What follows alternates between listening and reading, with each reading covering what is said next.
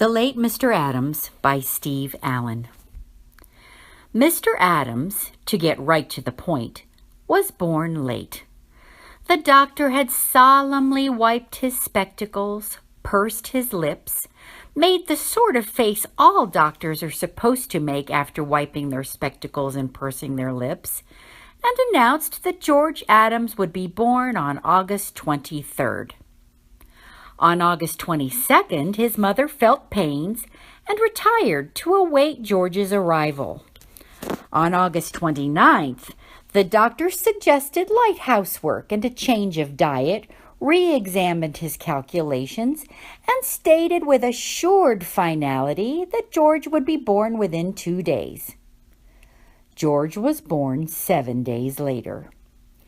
Till the day he died, George loved to tell the story of his long-delayed arrival, and I suppose psychologists might suggest that his lifelong addiction to tardiness was a subconscious means of recapturing the glory, such as it was, that was his on the occasion of his birth.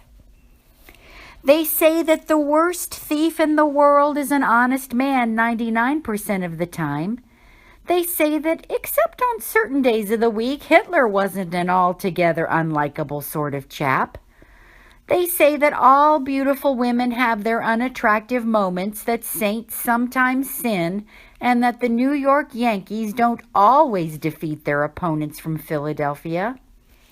They say that nobody runs entirely true to type, but they are wrong.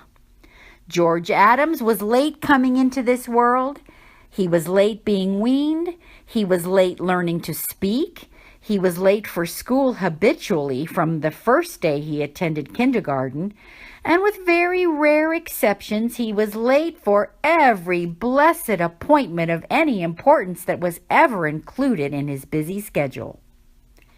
His other vices, fortunately, were few and of relative unimportance, and his virtues were many. He always managed somehow to discharge his educational responsibilities with ease, and when he graduated from the State University, he was in the upper 10th of his class. He was, needless to say, tardy in arriving at the graduation ceremony, but his dean was in no way surprised by this circumstance, and George's diploma was handed to him privately after the speech-making and singing had ended, and the janitors were beginning to fold up the auditorium chairs and put them away. George's father soon thereafter made an opening at his plant, and George filled it neatly. His father, with great wisdom, instructed George's secretary to lie deliberately to George regarding the times of all especially important business appointments, so that when George had to meet a business associate for lunch at 1 o'clock, he was usually given the impression that the engagement was set for 12:30, and so when he sauntered onto the scene at something like 12:54, there was really no harm done. George made a great many friends as a junior executive, and in no time was promoted and given a substantial increase in income. While not handsome, he was more than slightly attractive. Women found him amusing, and so one day when he announced that he was engaged to be married, the news was not entirely unexpected. His father, fortunately, had the presence of mind to warn George's bride that her husband-to-be might arrive a few minutes late for the wedding service.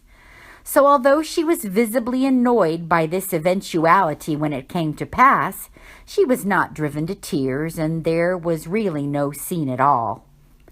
Besides, George had the best of excuses. He had stopped to have his car washed and to make a long-distance telephone call to a hotel in New York to make absolutely certain the honeymoon suite had been reserved. George usually had a good excuse, as a matter of fact. He wasn't late on purpose. His intentions were the best in the world. It was just that most of the time, what with one thing and another coming up at the last minute, he never quite seemed to get anywhere as early as he wanted to.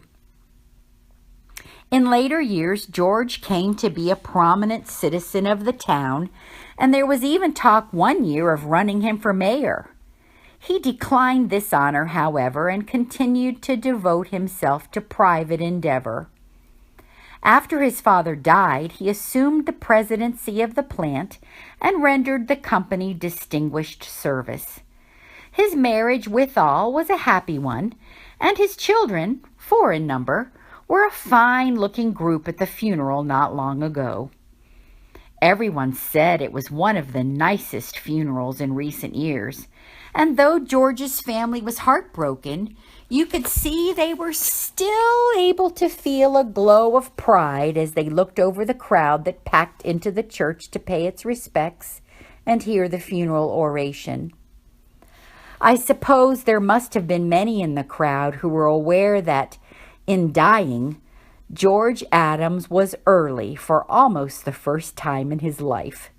His physician, who had detected a serious heart condition, had given him 2 years to live at the outside, and the good doctor was as shocked as the townspeople when 3 weeks after his examination, diagnosis, and prediction, his patient quietly passed away in his sleep.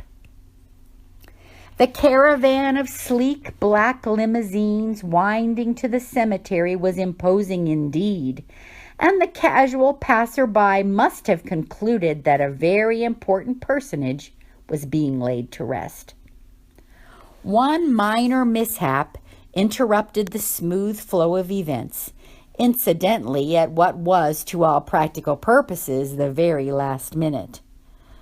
The hearse that carried George's coffin must have run over a nail in the road, for one of its tires went suddenly quite flat, and the driver and his assistant pulled over to the roadside to replace it with a spare.